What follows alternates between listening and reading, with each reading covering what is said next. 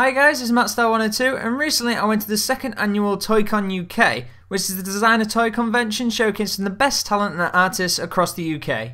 Now for the purpose of this video and because I went last year, there will be probably some comparisons as opposed to last year from this year and explaining how it changed. And one of the biggest changes from last year was the size.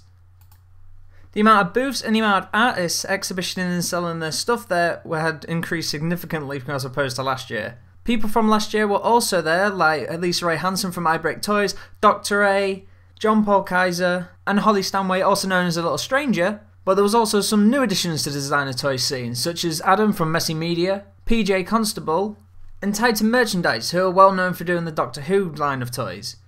Now these weren't all the artists that were taking part, but for a complete list, check out ToyConUK.com for a full list of all the people that were there to check out their websites. Also, as well as the artists, there were also vendors selling other types of toys such as Course, Kozik, Kid Robot, and 3A.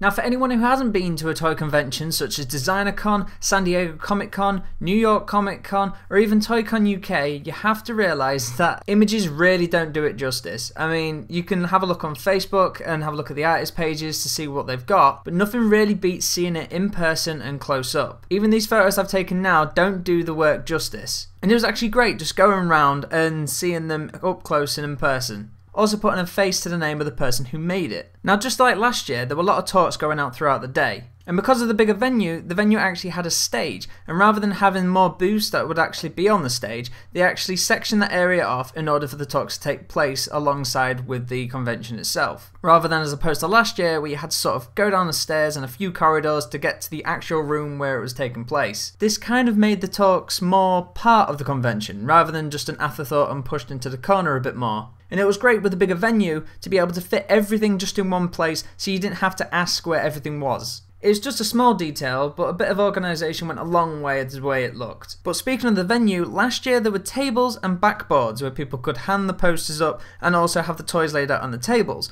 This year, however, they actually had booths that were walled off and some people could actually put display cases in there so it wasn't in the way of anyone moving, and also last year was the layout. This year it snaked round, so as you went down to the bottom of one aisle you could come back up the other one. And a lot of people got trapped at the other end of the lane taking photos and also buying people's stuff, so it got a lot congested at times.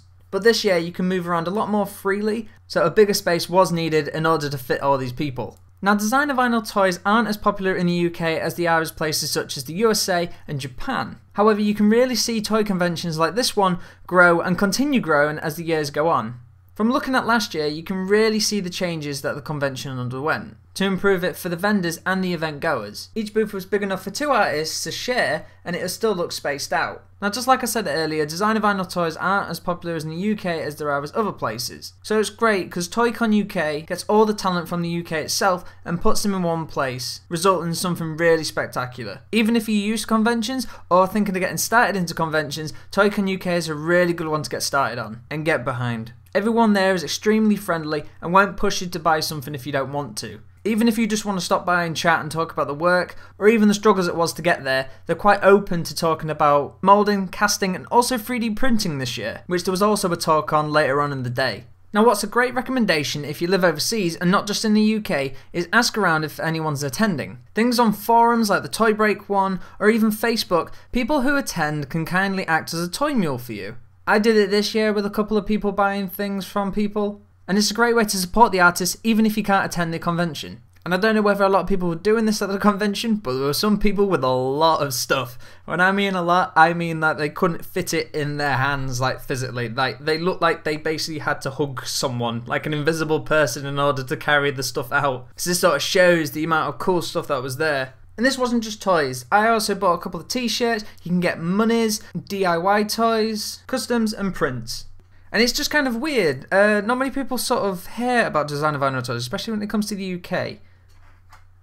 Kid Robot did a few things with the Dunnies and Yield Dunnies, and there are a couple of UK artists that go over to America to sort of sell their wares and promote themselves. However, the UK isn't really known for designer vinyl toys. It's not really known in sort of popular culture, if that makes sense. That's just in my opinion, but I personally think that I'd love to see more of these around. Even more stores which will sell this kind of thing. I know we kind of have Forbidden Planet around here, but they sell more of the popular things like Funko and the Paintworkers and So it was a great recommendation, and this is how I kind of got a bit more interested into the designer toy scene, is to go check out the guys over at Toy Break, which this video has also been played on, which you're probably seeing now if you're watching Toy Break. And these guys, I have no idea how they've managed to do it, but they have like over 300 episodes of their podcast displaying some of the best artists in the designer toy scene, and also just toys in general. It's entertaining, it's informative, and seriously, go check them out and subscribe to them at least and show them support, because